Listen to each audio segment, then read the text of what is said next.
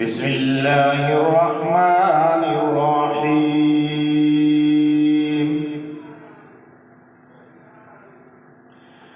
یاسین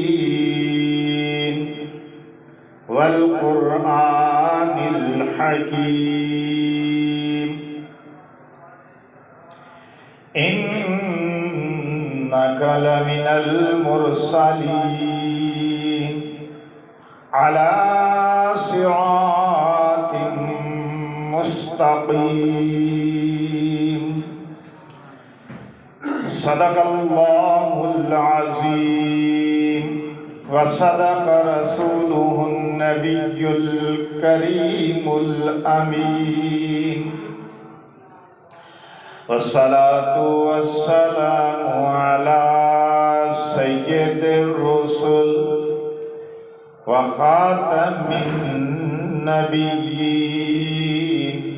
وعلى آلہ وأصحابہ اجمعین قدم قدم پہ رحمتیں نفس نفس پہ برکتیں جہاں جہاں سے وہ شفیع عاصیاں گزر گیا جہاں نظر نہیں گئی وہاں ہے رات آج تک جہاں نظر نہیں گئی وہاں ہے رات آج تک وہیں سحر ہوئی جہاں جہاں گزر گیا۔ گرامی قدر سامعین کرام، محترم بزرگوں، بھائیوں، دوستوں، پچھلے جمعۃ المبارک سے سورہ یاسین کا ترجمہ اور تفسیر شروع ہوا ہے، اور یہ قرآن کریم کا دل ہے۔ سورہ مبارکہ سورہ یاسین قرآن پاک کا دل ہے، اس لحاظ سے بھی بڑی اہمیت کی حامل ہے۔ رسول اللہ صلی اللہ علیہ وسلم نے احادیث کے اندر کئی موقعوں پر اس کی بڑی فضیلت بیان کی ہے۔ پچھلی مرتبہ آیت نمبر 12 تک بیان ہو گیا تھا۔ انم کی ہو گیا اے نہیں پھر ویکھ دے بھئی نماز ہے کہ جمعہ ہے کہ کیے انہوں نے آدھا کام شروع کر دینا۔ ایک باری دروازہ جڑا نا وہ پیٹ دیو، دروازہ بند کر دے، چلو آواز تھوڑی کٹ جائے گی۔ تو آیت شروع کرتے ہیں۔ وَاضْرِبْ لَهُمْ مَثَلًا أَصْحَابَ الْقَرْيَةِ إِذْ جَاءَهَا الْمُرْسَلُونَ، اور ان گاؤں والوں کا قصہ اے پیغمبر، اے محبوب، آپ بیان کریں کہ جب ان کے پاس پیغمبر آئے۔ یہ حضرت عیسیٰ علیہ السلام کے زمانے کے پیغمبر تھے، جن کا اللہ نے نام تو نہیں لیا، لیکن یہ کوئی ملک شام کی بستی تھی، انطاکیہ، اس کی طرف ان کے لوگوں کی طرف آئے تھے۔ بعض نے کہا کہ یہ اصحاب یاسین ہے، چونکہ لفظ یاسین شروع میں آیا اور ہیں تو وہ حروف مقطعات۔ بعض نے کہا کہ یہ اس بستی کی طرف اشارہ ہے، اس کے نام کی طرف۔ بعض مفسرین نے یہ کہا کہ یاسین سے مراد پیغمبر اسلام ہے صلی اللہ علیہ وسلم، لیکن حقیقت یہ ہے کہ اللہ عالم بمرادہ، یہ حروف مقطعات جتنے بھی ہیں ان کی مراد حقیقی، مراد اصلی اللہ ہی جانتا ہے۔ اور اگر اس نے اپنے پیغمبر، اپنے محبوب محمد رسول اللہ صلی اللہ علیہ وسلم کو بتایا ہوگا تو بطور راز کے بتایا ہوگا، امت کو نہیں بتایا گیا۔ تو ارشاد فرمایا کہ آپ ان بستی والوں کی مثال بیان کیجئے کہ جن کی طرف اللہ کے پیغمبر اللہ کے رسول تشریف لائے. اذ ارسلنا الیہم اثنین فکذبوہما، ان کی طرف دو پیغمبر آئے، انہوں نے قوم والوں نے دونوں کو جھٹلا دیا، دونوں کا انکار کر دیا. جب دونوں کو جھٹلایا تو اللہ نے تیسرا پیغمبر بھیج دیا. اب یہ تیسرا شخص جو ہے اس پر بھی اختلاف ہے کہ یہ تیسرا شخص پیغمبر تھا کہ نہیں. بعض نے کہا پیغمبر تھا، بعض نے کہا نہیں امتی تھا.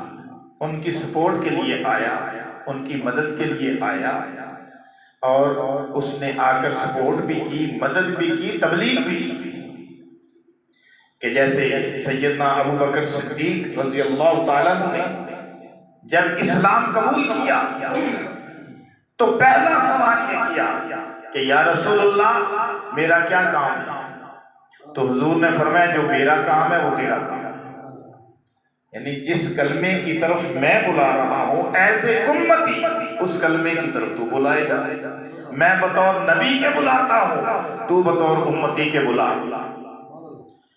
تو اس طرح کی یہ صورتحال ہے کہ تیسرا شخص جو ہے اس کا آگے ذکر آئے گا. وَجَاءَ أَقْصَى الْمَدِينَةِ رَجُلٌ يَسْعَىٰ کے عنوان کے تحت ہے. تو ہم یہاں تک بات کر رہے ہیں. تو اللہ نے فرمایا کہ ہم نے تیسرے کے ذریعے ان کو قوت عطا فرمائی. خود اللہ نے فرمایا نا تقویت عطا فرمائی. فَعَزَّزْنَا بِثَالِثٍ، تیسرے کے ذریعے قوت عطا فرمائی. فَقَالُوا، اس نے آ کے کہا انا، سب نے پھر مل کے کہا. فقالوا، سب نے کہا انا، پیغمبروں نے کہا انا الیکم مرسلون، ہم تمہاری طرف پیغمبر ہو کر آئے ہیں. یعنی اللہ نے ہمیں پیغمبر بنا کر بھیجا ہے. تو آگے سے قوم والوں نے کیا کہا؟ وہی جو لوگ آج بھی کہتے ہیں، وہی اعتراض جو آج قومیں بھی کرتی آئی ہیں. سابقہ پیغمبروں پر وہ اعتراض ہوتا آیا. وہ کیا اعتراض تھا؟ قرآن نے اس کو بیان کیا، ذرا سنیے. فرمایا قالوا ما انتم الا بشر مثلنا، انہوں نے کہا کہ تم کچھ نہیں ہو، ہمارے جیسے آدمی ہو. انہوں نے کہا کہ ہم بھی کھاتے پیتے، تم بھی کھاتے پیتے، ہم بھی چلتے پھرتے، تم بھی چلتے پھرتے، سونا جاگنا ہمارے ساتھ بھی تمہارے ساتھ بھی، بازاروں میں آنا جانا تمہارا بھی ہمارا بھی، لہذا تم تو ہماری طرح کے انسان ہو. انہیں اس بات کا علم نہیں تھا کہ اللہ نے انسانوں کی طرف انسانوں ہی کو پیغمبر بنا کر بھیجا ہے. لیکن ہم ہیں عام انسان، پیغمبر ہوتے تھے خاص الخاص انسان. بعد الخدا بزرگ تو یہ قصہ مختصر، اللہ کے بعد جن کا مقام و مرتبہ ہوتا ہے وہ پیغمبر ہوتے ہیں. اور پیغمبروں میں بھی سب سے اعلیٰ مرتبہ میرے اور آپ کے پیغمبر اللہ کے محبوب محمد الرسول اللہ صلی اللہ علیہ وسلم کا مقام و مرتبہ ہے. قوم والوں نے اعتراض کیا، کہنے لگے کہ تم تو ہماری طرح ہی کے آدمی ہو، ہم تمہیں کیسے پیغمبر تسلیم کر لیں. اور پھر ایک اور اعتراض کر دیا، یعنی ان پر نازل شدہ چیز کو بھی، نازل شدہ وحی کو بھی، نازل شدہ علم کو بھی جھٹلا دیا. کہنے لگے وما انزل الرحمن من شیء، اللہ نے تم پر کوئی چیز بھی نہیں نازل کی. ان انتم الا تکذبون، تم تو نعوذ باللہ جھوٹ کہتے ہو. پیغمبروں سے کہنے لگے کہ تم پر کوئی چیز اللہ نے نازل نہیں کی، تم تو جھوٹ کہہ رہے ہو. پیغمبروں نے جواب دیا قالوا ربنا یعلم، پیغمبر کہنے لگے ہمارا رب جانتا ہے، جس نے ہمیں بھیجا اسے علم ہے، ہم جھوٹ نہیں کہہ رہے، ہم سچ کہہ رہے ہیں، ہمارا رب جانتا ہے.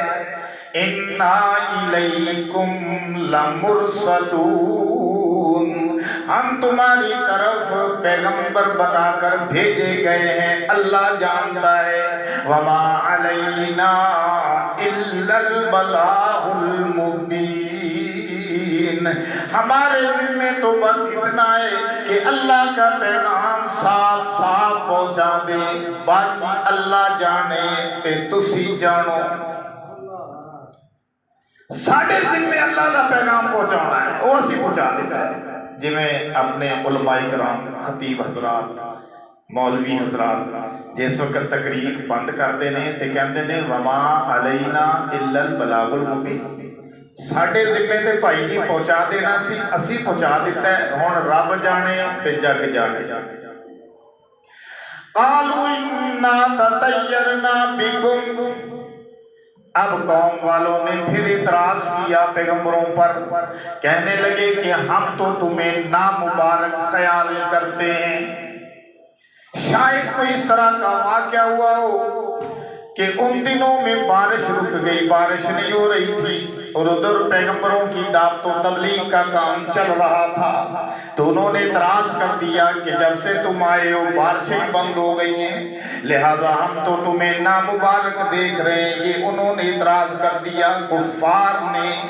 لَإِن لَّمْ تَنْتَهُوا لَنَرْجُمَنَّكُمْ وَلَيَمَسَّنَّكُمْ مِنَّا عَذَابٌ أَلِيمٌ، اور ساتھ دھمکی بھی دے ڈالی، کیونکہ اہل کفر کا کام ہے کہ جب دلیل سے بات نہ بنے تو پھر دھمکی پہ اتر آتے ہیں، اور اگر دھمکی سے بھی بات نہ بنے تو تشدد پہ اتر آتے ہیں۔ یہ اہل کفر اور شرک کا کام ہے۔ انہوں نے بھی ایسا ہی کیا، کہنے لگے لَإِن لَّمْ تَنْتَهُوا، اگر تم باز نہ آئے تو ہم سے تمہیں دردناک عذاب پہنچے گا، ہم تمہیں سنگسار کر دیں گے۔ استغفر اللہ۔ قالوا طائرکم معکم، پیغمبروں نے کہا کہ تمہاری نحوست تو تمہارے ساتھ ہے، تمہاری بدعملی، تمہاری نحوست، تمہاری بت پرستی، تمہاری نحوست، شرک تمہاری نحوست، بیرا روی تمہاری نحوست، تمہارے اعمال بد تمہاری نحوست ہیں، منحوس تم خود ہو، تمہارے عمل منحوس ہیں، الٹا ہمیں کہہ رہے ہو ہم تو اللہ کے نمائندے ہیں، اللہ کا پیغام لے کر آئے ہیں۔ لَإِن ذُكِرْتُمْ، تم اس لیے غصہ کر رہے ہو، اس لیے بدک رہے ہو کہ تمہیں نصیحت کی گئی ہے، بل انتم قوم مسرفون، حقیقت یہ ہے کہ تم حد سے بڑھ جانے والی قوم ہو۔ حقیقت یہ ہے، پیغمبروں نے کہا کہ تم حد سے بڑھ رہے ہو، تم حد سے بڑھ جانے والے لوگ ہو۔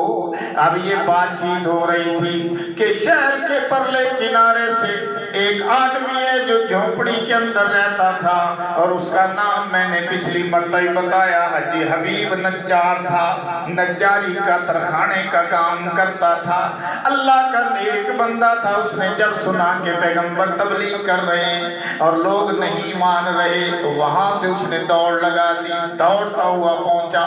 قرآن نے کہا یسا یسا، یسا کا معنی ہے دوڑنا، دوڑ کر پہنچنا، جلدی جلدی کر کے پہنچا۔ قال یا قوم اتبعوا المرسلین، کہنے لگا او میری قوم کے لوگوں، یہ اللہ کے پیغمبر ہیں، مرسلین ہیں، پیغمبر ہیں، ان کی بات مان لو۔ اتبعوا من لا يسألكم اجرا وهم مهتدون، ان کی بات مانو، ان کی بات مانو، کیونکہ اس بات پر یہ تم سے کوئی اجر، کوئی تنخواہ، کوئی صلہ، کوئی روپیہ، کوئی پیسہ، کوئی غلہ، کوئی دانہ نہیں مانگ رہے، کوئی سامان نہیں مانگ رہے، کوئی سہولت طلب نہیں کر رہے، کوئی دنیا کی چیز نہیں مانگ رہے، اللہ کا پیغام پہنچا رہے ہیں۔ اس بات کو تو سمجھ لو نا کہ ان کو تو تمہارے ساتھ کوئی مطلب بھی نہیں ہے، اللہ کا پیغام پہنچا رہے ہیں، لہذا اللہ کا پیغام وصول کرو، قبول کرو، اور یاد رکھو کہ یہ ہدایت یافتہ لوگ ہیں۔ میں گواہی دے رہا ہوں، حبیب نجار کہتا ہے کہ یہ ہدایت یافتہ لوگ ہیں۔